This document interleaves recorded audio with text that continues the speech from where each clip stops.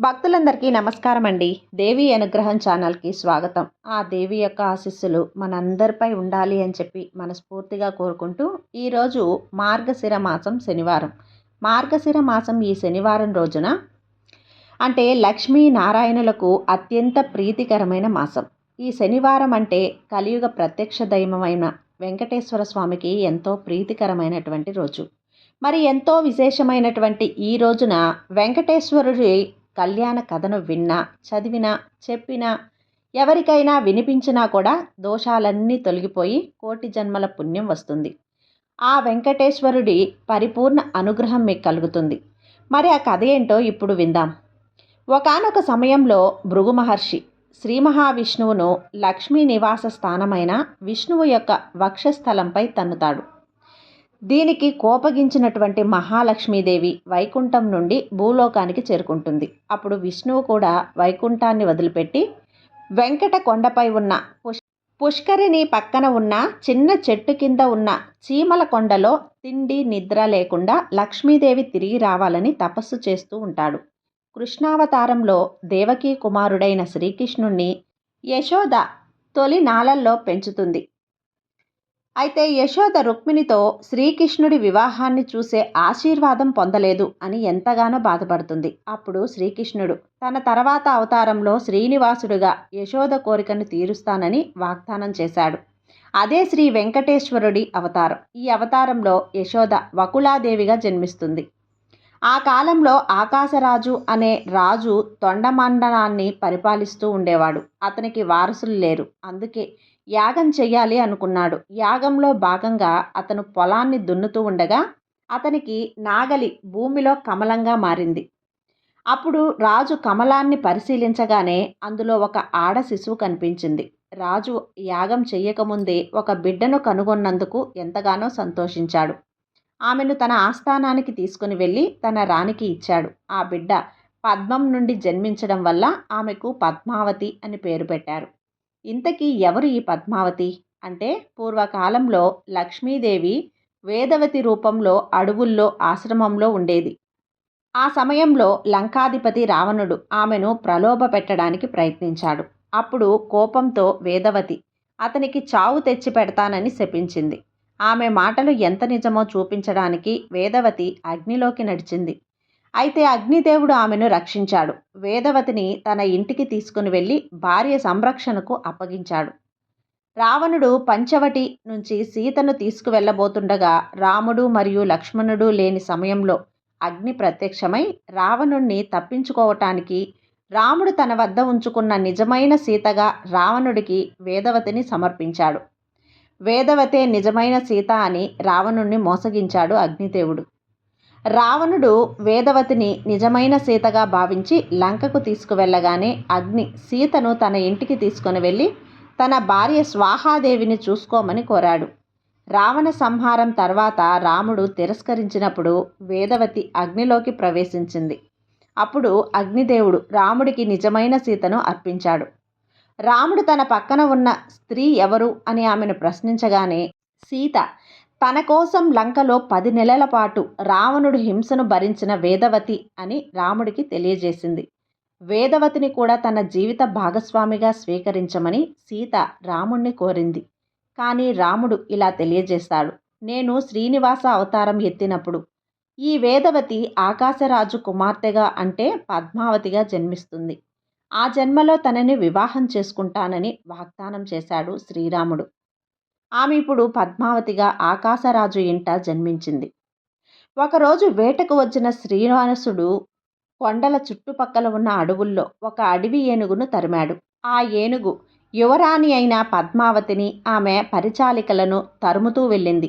దీంతో వాళ్ళు ఎంతో భయపడ్డారు. కానీ ఆ ఏనుగు వెనుగుదిరిగి వెంకటేశ్వరుడికి నమస్కారం చేసి అడవిలోకి వెళ్ళిపోయింది. అప్పుడు వకులాదేవి శ్రీనివాసుని మనసులో ఉన్న అంతఃధ్రాన్ని గ్రహించి ఆకాశరాజు వద్దకు వెళ్ళి పెళ్లి ప్రతిపాదనపై ఆకాశరాజు తన ఆమోదాన్ని తెలిపేలా చేసి వకులాదేవి పెళ్లి నిశ్చయించింది.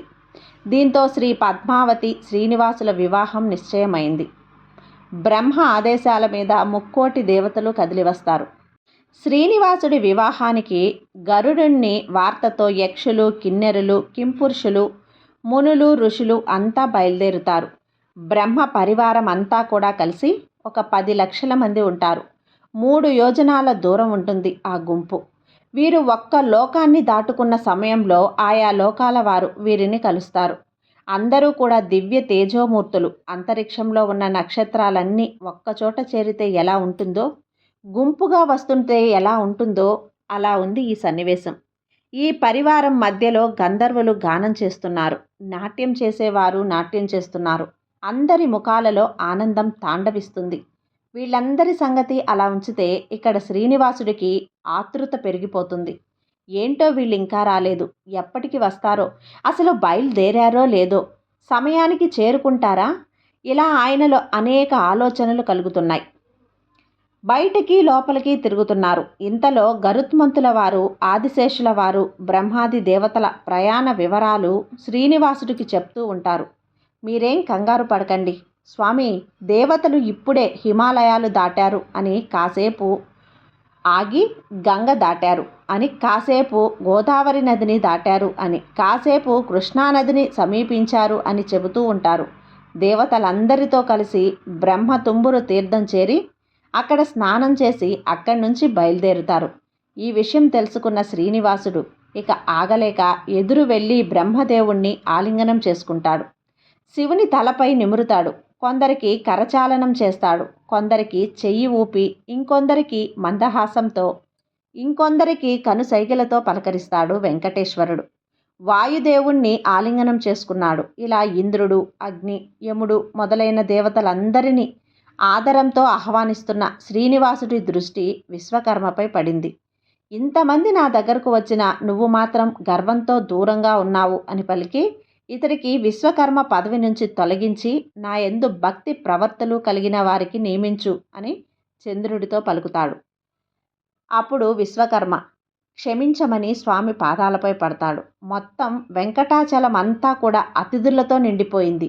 ఎక్కడ చూసినా పండుగ వాతావరణం, కోలాహలం, సందడి. ఒకరినొకరు పరిచయం చేసుకుంటున్నారు, దీవెనలు తీసుకుంటున్నారు, కబుర్లు చెప్పుకుంటున్నారు.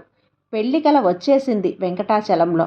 ఇంతమంది అతిథులు రావటం ఒక ఎత్తు అయితే, ఇంతమందికి వసతి భోజన ఏర్పాట్లు చేయటం మరొక ఎత్తు కదా. అందుకే శ్రీనివాసుడు ఇంద్రుడితో ఇలా అంటాడు.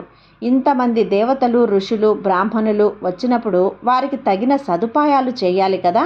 అందుకని 50 యోజనాల పొడవు, 30 యోజనాల వెడల్పు గల ఒక మనోహరమైన సభాభవనం ఏర్పాటు చేయమంటాడు. విశ్వకర్మతో క్షణాల్లో అలాంటి భవనం నిర్మాణం చేయిస్తాడు ఇంద్రుడు.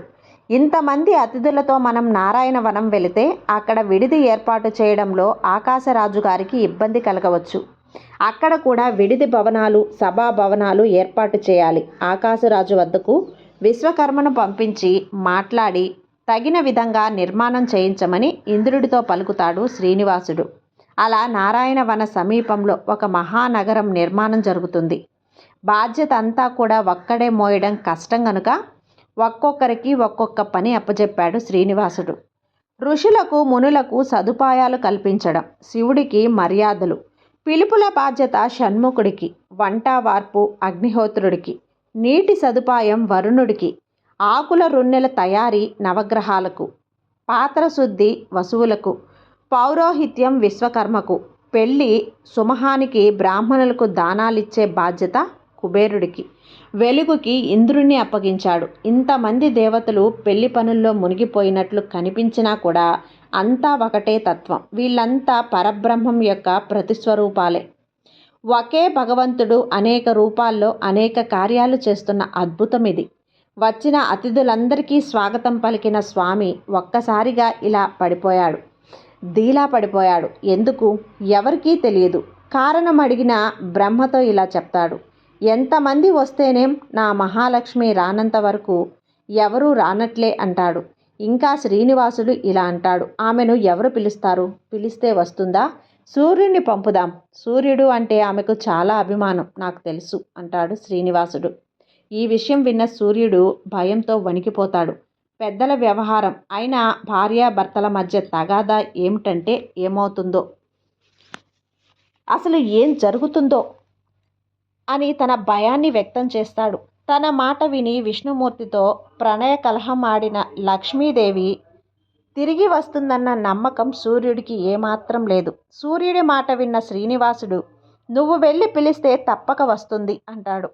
వెళ్ళడం తప్పదు అనుకున్న సూర్యుడు ఏం చెప్పాలి అని నవ్వుతాడు. అప్పుడు శ్రీనివాసుడు ఇలా అంటాడు, నాకు అనారోగ్యం చేసిందని చెప్పు. ఒక చెయ్యి బ్రహ్మపై మరొక చెయ్యి శివుడిపై వేసి ఎంత కష్టపడితే కానీ నడవలేని పరిస్థితిలో ఉన్నానని చెప్పు అంటాడు శ్రీనివాసుడు. స్వామి దోషరహితుడు, సర్వమంగళకారుడు, నిరామయుడు, ఎటువంటి వికారానికి లోని కానివాడు, అందరి రోగాలను నయం చేసేవాడు, ధన్వంతుడు అనే ఆయన పేరు. అటువంటి స్వామికి జబ్బు చేయటం అసాధ్యం. లక్ష్మీదేవికి ఈ విషయం తెలుసు. సూర్యుడికి కూడా ఈ అనుమానం వచ్చి ఆమె నమ్ముతుందా అని అడుగుతాడు. నా మాయతో ఆమె కూడా మోహితురాలవుతుంది, నువ్వు వెళ్ళిరా అంటాడు శ్రీనివాసుడు. శ్రీనివాసుడి మాట విన్న సూర్యుడు లక్ష్మీదేవిని తీసుకురావటానికి కరివీరపురం అంటే కొల్హాపూర్ వెళ్తాడు.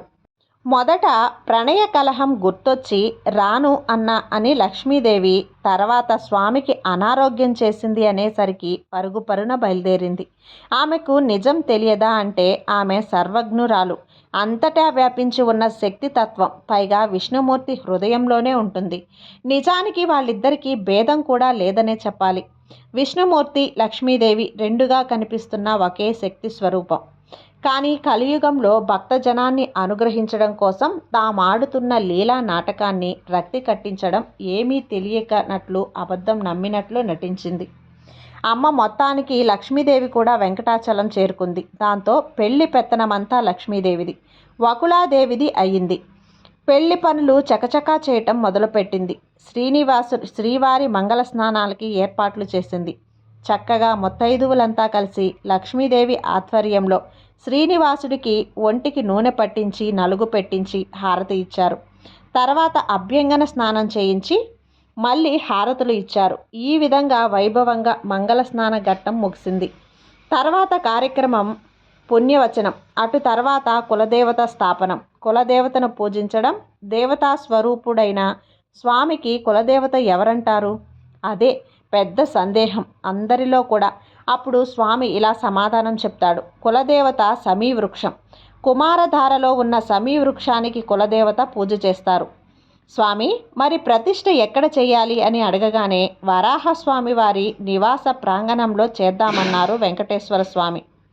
అప్పుడు స్వామికి తాను మర్చిపోయిన ముఖ్యమైన విషయం ఒకటి గుర్తుకు వస్తుంది. అంతా చేశాం, అంతా పిలిచాం, కానీ వరాహస్వామికి ఆహ్వాన పత్రిక ఇవ్వడం మర్చిపోయాం. పత్రిక సంగతి తర్వాత, కనీసం కబురు కూడా చేయలేదన్న సంగతి శ్రీనివాసుడికి గుర్తుకొస్తుంది. స్వయంగా తానే వెళ్ళి వరాహస్వామిని ఆహ్వానిస్తాడు.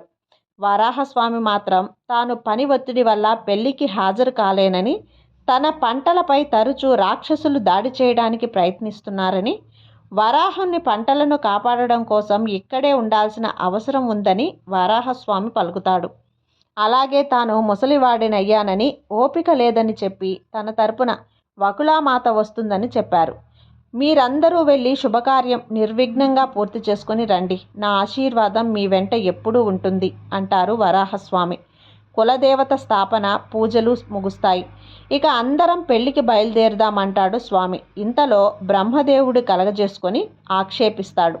కులదేవతను ఆహ్వానించి పూజించిన తర్వాత అన్న సంతర్పణ చేయకుండా ఎలా వెళ్తాం? అందరికీ కడుపు నిండా తృప్తిగా భోజనాలు పెట్టాలి కదా అని పలుకుతాడు. నిజమే, కానీ ఇంతమందికి విందు ఏర్పాట్లు చేయటానికి నా దగ్గర డబ్బేది అంటాడు శ్రీనివాసుడు. డబ్బు లేదు అని చెప్పి 10 మంది ముందు పరువు పోగొట్టుకుంటావా? డబ్బు లేకపోతే అప్పో సప్పో చేసి అయినా శుభకార్యం జరిపించాలి అంటాడు శివుడు. తనకు అప్పు ఎవరిస్తారు అన్నది శ్రీనివాసుడి సందేహం. అలకాపురి అధిపతి అయిన కుబేరుణ్ణి పిలవండి అంటాడు బ్రహ్మ. అలాగే కుబేరుణ్ణి పిలిపిస్తాడు. కుబేరుడు కొంత ఆలస్యంగా రావడంతో శ్రీనివాసుడు కుబేరుణ్ణి మందలిస్తాడు. అందరి ముందు కూడా అప్పు తీసుకుంటే ఏం బాగుంటుంది అని శ్రీనివాసుడు, కుబేరుడు, బ్రహ్మ, శివుడు కలిసి తిరుమల పుష్కరిణికి పడమర దిక్కున ఉన్నటువంటి రావి చెట్టు వద్దకు వెళ్తారు. అక్కడికి వెళ్ళాక నాకు కొంచెం డబ్బు కావాలి అని అడుగుతాడు స్వామి. మీరిలా నన్ను అడగడం ఏమిటి? ఇదంతా మీ ఐశ్వర్యమే కదా, మీ తరపునే నేను ధనాన్ని సంరక్షిస్తున్నాను, మీకు ఎంత కావాలంటే అంత తీసుకోండి అంటాడు కుబేరుడు. కానీ యుగధర్మాన్ని అనుసరించి ఇవ్వమంటాడు శ్రీనివాసుడు. కలియుగంలో అప్పుకు పత్రం రాసి చక్రవడ్డీ కట్టాలని ఇదే కలియుగంలో కనిపిస్తుందని, కాబట్టి ఆ ప్రకారమే పత్రం రాయమని చెప్తాడు కుబేరుడు. అప్పు ఇస్తాను సరే, నీవు తిరిగి ఇస్తాను అన్న నమ్మకం ఏమిటి? ఇది కలియుగం, కలియుగం ప్రజల మాట. ఈ కలియుగ ప్రజల మాట మీద నిలిచే రకం కాదు. కావున నీవు నా దగ్గర అప్పు తీసుకున్నట్లుగా సాక్ష్యాలు కావాలి అంటాడు కుబేరుడు. అప్పుడు శ్రీనివాసుడితో పక్కనే ఉన్న బ్రహ్మ సాక్షి సంతకం పెడతాడు. బ్రహ్మ విష్ణుమూర్తి కుమారుడు గనక పక్షపాతంతో వ్యవహరించే అవకాశం ఉందని, అప్పు చెల్లించకుండా మాట మార్చే సమయంలో శ్రీనివాసుడికి సాయం చేయవచ్చని అనుమానపడి, ఈయన ఒక్కడితోనే కుదరదు అంటాడు కుబేరుడు. శివుడు సంతకం పెడతాడు. నీవు ఎప్పుడూ కైలాస పర్వతం మీద ధ్యానంలో కూర్చుంటావు, నీకు కోపం ఎక్కువ. కోపంలో మూడో కన్ను తెరిచి అంతా బూడిద చేస్తావు. వామ్మో, నీ దగ్గరకు రావాలంటేనే నాకు భయం, కనుక మరొక సాక్షి కావాలి అంటాడు కుబేరుడు. అప్పుడు తమ పక్కనే ఉన్న రావి చెట్టు పేరు చెప్తాడు. సరే అయితే నేను సాక్షి సంతకం పెడతాను అంటుంది రావి చెట్టు. ఈ విధంగా అప్పు పత్రం రాస్తాడు. అప్పు తీసుకున్నవాడు శ్రీనివాసుడు, అప్పు ఇచ్చినవాడు కుబేరుడు. అతని వివాహం కొరకు కలియుగంలో వైశాఖ మాస శుక్లపక్ష సప్తమి నాడు 14 లక్షల రామముద్రలు గల సువర్ణ నాణాలు వడ్డీలతో సమా ఇచ్చే షరతుతో ఇవ్వబడ్డాయి. వడ్డీతో కలిపి మూలం చెల్లించడానికి శ్రీనివాసులచే అంగీకరించబడింది. వివాహమైన సంవత్సరం నుండి 1000 సంవత్సరాల తర్వాత ఈ మొత్తం కూడా ఇవ్వబడుతుంది. ఇది కుబేరుడికి శ్రీనివాసుడు రాసిచ్చిన అప్పుపత్రం. దీనికి మొదటి సాక్షి చతుర్ముఖుడు అంటే బ్రహ్మ, రెండవ సాక్షి శివుడు, మూడవ సాక్షి రావి చెట్టు అంటే అశ్వర్థ రాజము.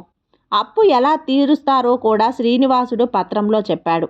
భవిష్యత్తులో నా భక్తులు మంచిదో పాపిష్టిదో చాలా కానుకలు నా హుండీలో వేస్తారు, డబ్బుతో నీ అప్పు తీరుస్తాను అంటాడు. అందరికీ అన్నీ ప్రసాదించగలవాడు, కుబేరుడికి ధనాధిపత్యం ఇచ్చినవాడు. కుబేరుని దగ్గర అప్పు అడగడం ఒక దివ్యలీల. డబ్బు మీ దగ్గరే ఉంచి ఖర్చు చేయి అని కుబేరుడితో శ్రీనివాసుడు పలుకుతాడు. అందరి దేవతలకు వారి వారి శక్తిని బట్టి యోగ్యతను అనుసరించి పని అప్పగించబడింది. వంట పని అంతా అగ్నిదేవుడికి, మర్యాదలు పిలుపులు 6 ముఖాల షణ్ముఖుడికి, వచ్చిన వారికి సౌరకర్యాలు ఏర్పాటు చేయటం విశ్వకర్మకు. ఇంతలో అగ్నిదేవుడు వంట చేయటానికి పాత్రలు లేవు అంటాడు. నిజమే, మీ ఇంట్లో శుభకార్యానికి అయితే అన్నీ ఉంటాయి, నా పెళ్ళికి మాత్రం ఏవీ ఉండవు. అయినా పాత్రలు ఎందుకు? వెంకటాచలం మీద ఉన్న తీర్థాలలో వంట చేయండి అంటాడు శ్రీనివాసుడు. నిజమే, జనాలను బట్టి పాత్రలు వాడుతాం, 100లో వస్తే పెద్ద పెద్ద పాత్రలు వాడవలసి వస్తుంది. కానీ ఈయన పెళ్ళికి సమస్త బ్రహ్మాండం అంతా దిగి వస్తుంది, కోట్ల మంది వస్తారు. అంతమందికి వండటానికి పాత్రలు ఏం సరిపోతాయి? పైగా సృష్టిలో ఉన్నటువంటి సమస్త పుణ్యతీర్థాలు తిరుమలలో కొలువై ఉన్నాయి. ఒక్కో తీర్థంలో అంటే సరోవరంలో ఒక్కొక్క వంటకం వండుదాం.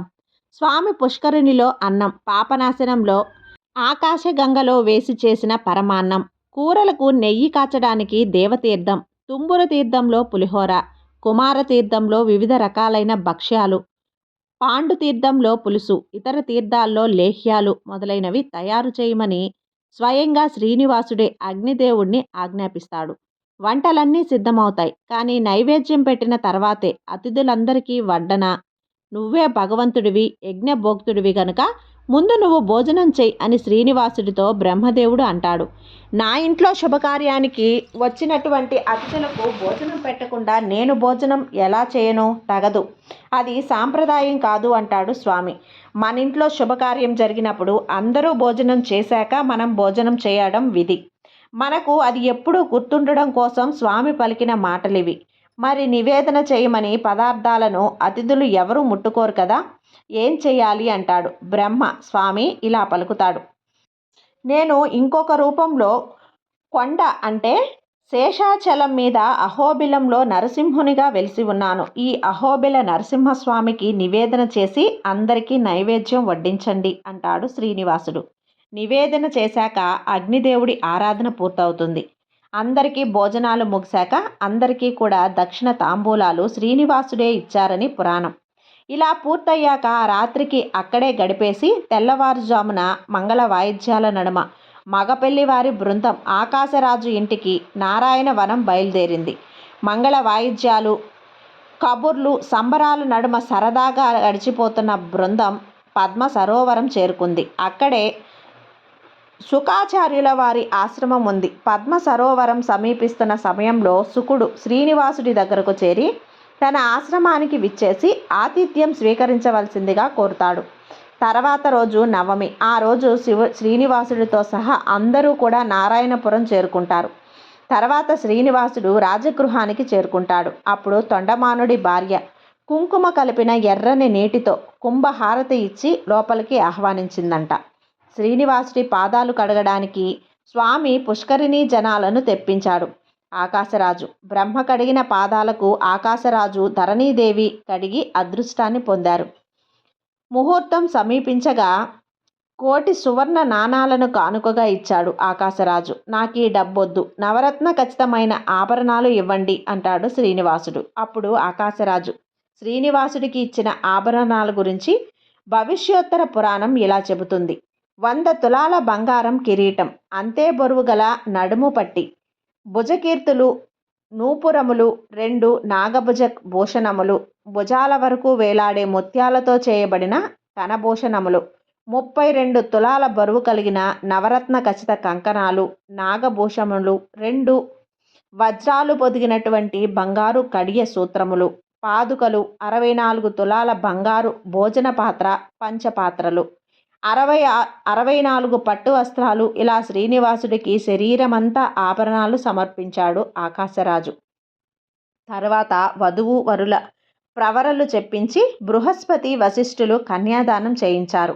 అత్రే గోత్రమున జన్మించిన సువీరుని ముని మనవరాలు సుధర్ముని మనవరాలు మనవడు ఆకాశరాజుకు పుత్రిక అయిన పద్మావతీదేవిని యయాతి ముని మనవడు శూరసేనుని మనవడు వసుదేవుని కుమారుడు వశిష్ఠ గోత్రంలో పుట్టిన వెంకటేశ్వరునికి ఇచ్చి వివాహం చేయదలిచారని చెప్తూ ఇలా కన్యాదానం పూర్తి చేశారు. మంగళసూత్ర ధారణ చేసిన తర్వాత నవరత్నాలను అక్షింతలుగా వేసి ఆశీర్వదించారు మునీశ్వరులు. అటు తర్వాత వచ్చిన అతిథులందరికీ దక్షిణ తాంబూలాలు ఇచ్చాడు ఆకాశరాజు. 1,000,000 సహస్ర గోవులను బ్రాహ్మణులకు దానమిచ్చాడు ఆకాశరాజు. అంతా ముగిశాక కొత్త దంపతులతో కలిసి అందరూ భూరీ భోజనాలు చేశారు. మొత్తం 5 రోజుల పెళ్లి జరిగిందని పురాణం చెప్తుంది. 5వ రోజు అప్పగింతలు జరిగాయట. స్వామి వివాహం జరిగిన నారాయణపురం తిరుపతికి 80 కిలోమీటర్ల దూరంలో ఉంది. అక్కడ వెంకటేశ్వర స్వామి యొక్క ఆలయం ఉంది. పద్మావతీదేవి కళ్యాణానికి వడ్లు విసిరిన పెద్ద తిరగలి కూడా ఇక్కడ మనం ఈ రోజుకి చూడవచ్చు. ఈ విధంగా శ్రీనివాసుడి కళ్యాణ కథను జనక మహారాజుకు సనాతనానందుడు చెప్పాడని సౌనకాది మునులకు సూత మహాముని చెప్పాడు. ఈ శ్రీ వెంకటేశ్వర కళ్యాణ కథకు ఫలశ్రుతి కూడా పురాణం. 1,000,000 కన్యాదానాలు చేయటం వల్ల ఎంత ఫలితం వస్తుందో, భూమి మొత్తాన్ని దానం చేయటం వల్ల ఎంత ఫలితం వస్తుందో ఈ కథ చదివినా విన్నా అంతే ఫలితం కలుగుతుంది. ఎవరు శ్రీనివాసుడి కళ్యాణం చేస్తారో వారి ఇంట్లో కూడా త్వరలోనే అటువంటి ఉత్సవం జరుగుతుంది. ఎవరైతే శ్రీనివాసుడి వివాహ చరిత్రను వింటారో, చెబుతారో, పారాయణం చేస్తారో వారికున్న అన్ని కోరికలు నెరవేరుతాయి.